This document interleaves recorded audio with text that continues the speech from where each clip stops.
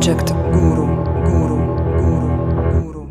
Всем привет! С вами Zak Novak на радиостанции Novorossia Rocks.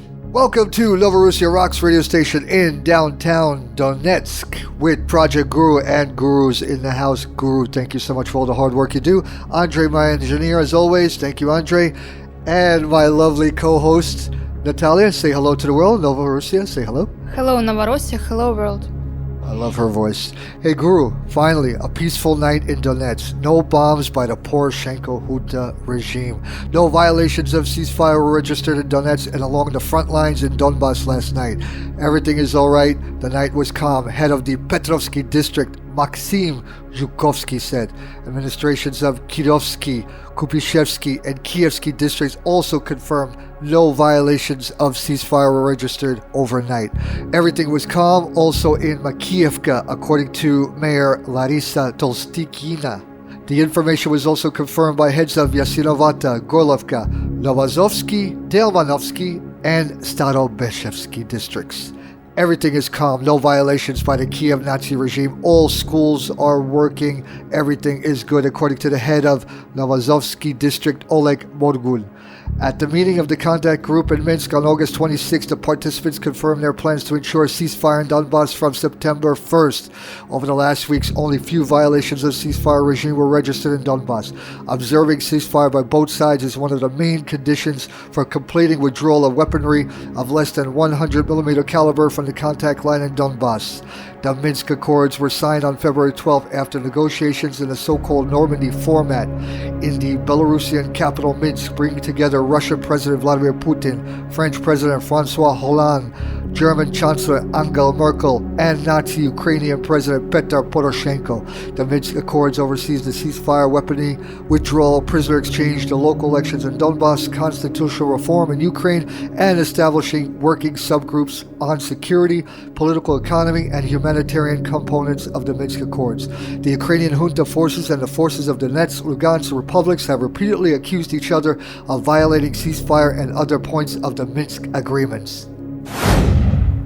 Andre, thank you for this. Breaking news. 18 dead in Molotov attack at Cairo restaurant. A Molotov cocktail hurled at a Cairo restaurant killed 18 people and wounded 6 on Friday, Egyptian security officials said.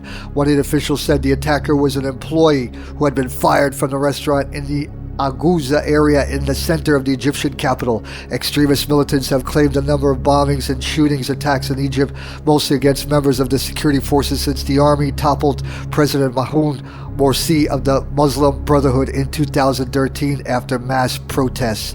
Story is still developing. Guru, we got 2 great stories on Georgia's Saakashvili. Georgia to strip his citizenship away, all right? Georgia to strip citizenship from the Thai muncher Saakashvili. Georgia's Justice Ministry has advised President Georgi Markashvili to strip the country's former president Saakashvili of Georgian citizenship. Justice Minister Teha Teskluliani told reporters on Thursday. She said a recommendation had been referred to the president to strip the former president and now citizen of Ukraine of Georgian citizenship, noting that the final decision rests with the president. We gave Mikhail Saakashvili about a month as the Georgian laws to express his position on termination of his citizenship, the minister said. She said a ministry letter was handed to Saakashvili in Odessa in Ukraine on November 3rd, but as no reply came, the decision was now referred to the president. Saakashvili was appointed Odessa region governor by President Poroshenko in May. He was also granted Ukrainian citizenship. Saakashvili was Georgia's president from January 2004 to November 2007 and from January 2008 to November 2013. He left his country in mid-November 2013, days before his presidential term expired and the inauguration of the current head of state. After his departure from Georgia, listen to this, Guru, Saakashvili stayed in the United States and Ukraine. Before being appointed Odessa governor, he worked in Kiev as head of the International Reform Council. Georgian prosecutors brought several charges against Saakashvili in 2014. He was charged with crackdown on peaceful demonstrators in November 2007, illegal intrusion into the building of Imedi television channel, illegal acquisition of property belonging to businessman Badri Dmitry Patarkashvili, organization of an armed attack on Deputy Valery Galishvili in 2005, covering up a crime and falsification of an investigation into 2006 murder of a banker, Sandro Gigliani, and misappropriation of about $5 million from state funds in 2009 to 2012. Guru, here's the second news from Saakashvili. You remember, we just read that they're going to take away citizenship. Georgia is going to challenge him, but also prosecution against him, stealing money and all the criminal activities he's done. But now in Ukraine, Odessa, as a governor, he's challenging Kiev, of money laundering. And listen to this. Saakashvili, the governor of Ukraine's Odessa region, said on Thursday that 120 billion hryvnias had been stolen from Ukraine's public funds last year. He offered to expose Ukraine's money plundering schemes. I would like to present a report of Ukrainian ministers about their activities to society and the cabinet of ministers and expose the scheme of annual plundering of state funds. Saakashvili, who is Georgia's ex-president, told a news conference in Kiev devoted to privatization of the Uscript enterprise on Thursday. 120 billion hryvnias were stolen under the incumbent government's mandate last year, Saakashvili said, adding that he would deliver a speech at the Verkhovna Rada session if the cabinet of ministers refused to listen to him. He also said he would disclose the names of senior bureaucrats involved in Ukraine's corruption schemes at an anti-corruption forum in Odessa next Sunday.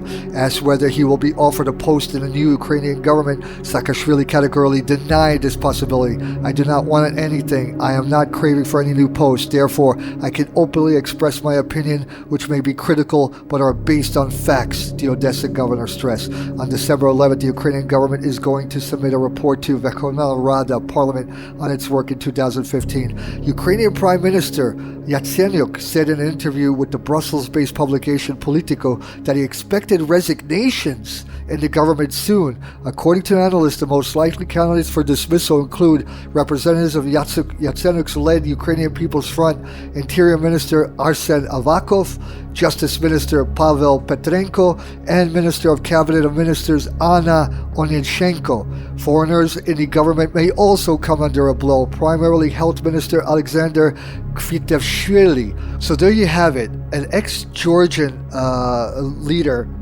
who is wanted from Georgia, and now he's challenging the Kiev junta on corruption. What a hypocrite. Madness. And my lovely co-host Natalia, she will bring us very, very sad news in the music world. Scott Weiland, rest in peace. Very sad news in the music world. Scott Weiland manager Tom Vitarina has confirmed the story with weekly via email, saying simply, Scott passed away today. Scott Weiland, the former lead singer of Stone Temple Pilots and Velvet Revolver, has died, according to the multiple sources. The 48 years old was reported found dead on his tour bus in Minnesota, where his band Scott Weiland and the Wildabouts were scheduled to perform tonight. Weiland's friend Dave Navarro tweeted at 9 p.m. Just learned our friend Scott Weiland has died, so got it. I'm thinking of his family tonight. No further details are available at this time. Weiland had struggled with substance abuse issues for much of his career, so the exact cause of his death remains unclear at this time.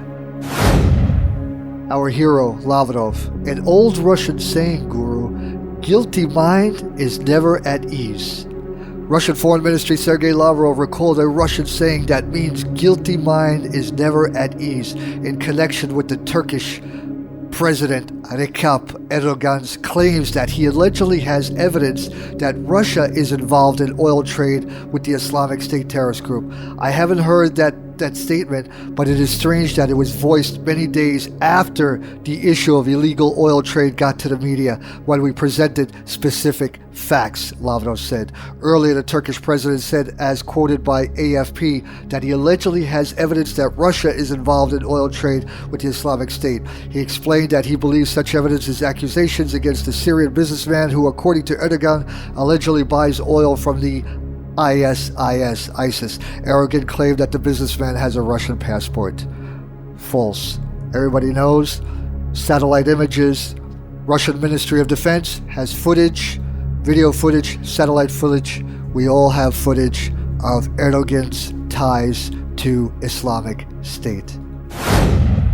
All right, folks, that ends our show. Please, everybody be safe. But before I go, last night was peaceful in the Donetsk People's Republic. But just news, maybe about what, Guru? About a half hour ago, bombing again by the Poroshenko Nazi regime, hitting our areas during school hours. This is war crimes. Thank goodness, no casualties. Again, please, everybody, I stress, everybody be safe. Have a great, great weekend. See you all on Monday. Bye-bye. Противном стоне, когда в груди начнет колоть, бегу по жизни в полосе агонии, в конец изнашивая плоть. Все меньше слов летит на ветер, и все конкретней разговор. Ведь каждый прочь ушедший километр мне составляет